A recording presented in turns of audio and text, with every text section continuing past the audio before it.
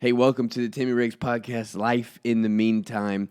I'm going to jump right into it today. Hopefully can encourage you a little bit, and we'll keep it kind of short. In Proverbs 14:4, it says this, "Where there are no oxen, the barn is empty, but from the strength of an ox come abundant harvest."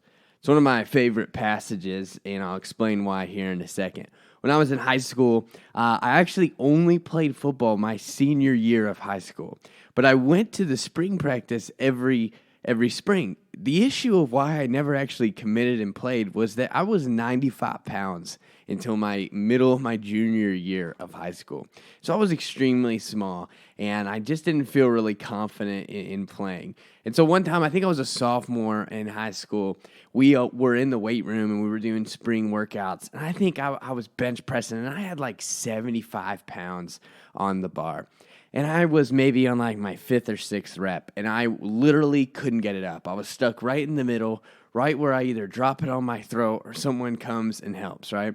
And those moments kind of stink because you're like, dude, there are guys in here my age that are repping out 225, 250 pounds, 10 times, like really strong guys. They're already developing. And over here, I was a 15, 16-year-old, and I still looked like seriously a 9 or a 10-year-old.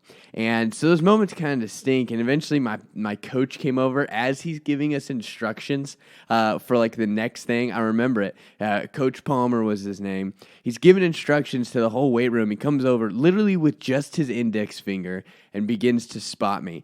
Honestly, at that point, he was doing most of the work, right?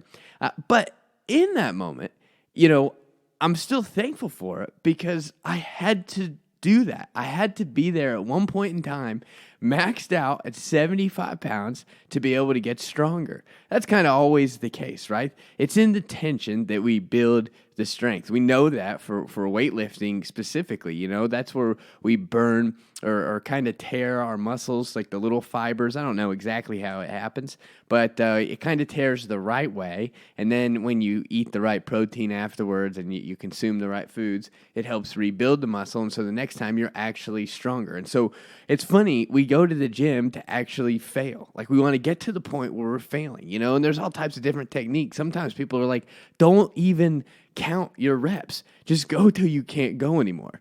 And those people are like Arnold Schwarzenegger, but still, nonetheless, there's truth in it. And it's that once we get to the ultimate tension, that's when the strength is building. I think right now is kind of a perfect opportunity to flip our focus, to change our perspective, and maybe start thinking that way about this corporate situation that we're in.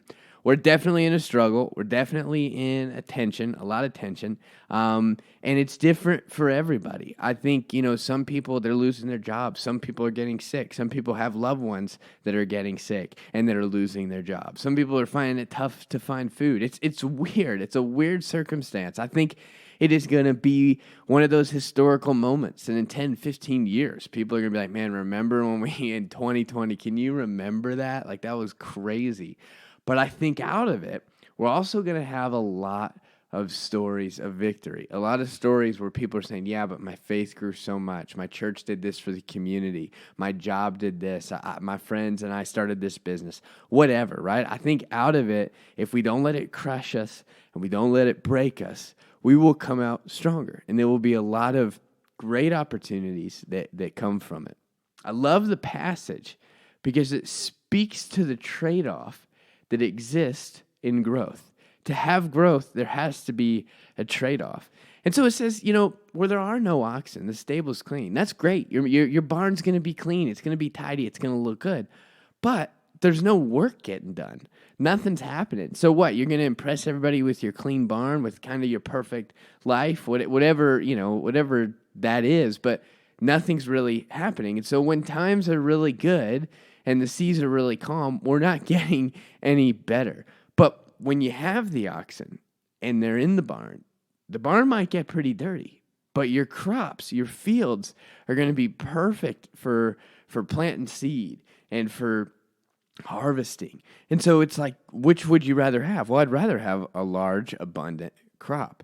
And so for us, I think right now it's the same type of deal. Yeah, Sure, would life be a whole lot easier if this wasn't happening? Without a doubt. But are we going to come out stronger? Is there opportunity to grow in our faith? Is it maybe our grit that's going to grow? Maybe it's our patience with our families and with our coworkers via when we're having to use Zoom.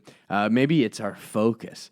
Maybe it's this is a perfect season where we have less consumption and more creating, right? Maybe it's less of me just sitting and mindlessly looking at social media, which, by the way, like, I'm just getting so exhausted. I myself am contributing to putting a bunch of stuff on social media, but I know that it's kind of getting lost in the noise anyway because there's so much out there. The reason that I feel like it's important to create and to make right now is because it's a perfect on-ramp.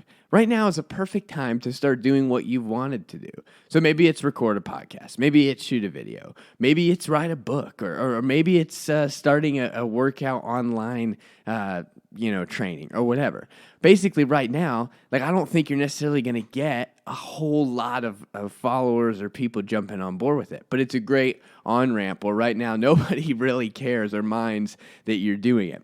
And so I feel like right now is a great opportunity to maybe trade off less consumption and more creating. I think, amidst this, yes, terrible, sad, heartbreaking things are happening. That's why it's so important for those of us that have the ability to keep moving forward, to be strong for those around us. But I think even for them, at the end of this, when we come around in a year or two, we could see that maybe this was a great opportunity for us to get stronger right in the middle of the tension. So I hope that in one way or another, you're able to do that, whether it's creating something or beginning to read more or writing out a list. For me, I actually started right before April 1st when I knew that we were going to be hunkered down for a while. I took a whiteboard and I wrote, I don't know, I'm looking at it right now, maybe 25, 35 things that I need to accomplish, that I need to get done by the end of this quarter. So, April 1st, we kind of sprung into quarter number 2 of 2020. And so how for quarter number 2, which is maybe going to be our most challenging quarter of the year, could I get some of the things accomplished that I haven't necessarily been putting off, but yeah, okay, I've been putting them off. How can I make sure I just do them? They're my task list. They're my major things to do. And so I have that whiteboard sitting right behind me, and I'm going through and I'm checking it off, and I'm just kind of adding one thing for every 2 or 3 days, and so I don't feel overwhelmed. And so maybe this is an opportunity for you to create a master task list, things that, hey, over the next 2.5 months, how can I get going? And how can I begin to transform myself and help myself get a little bit better? I don't know. A lot of options out there. I just think, it's a great moment where we can, our barns are messy, so let's make sure that we have an abundant crop at the end of this thing. All right, hope you have a great day and are staying healthy and staying safe.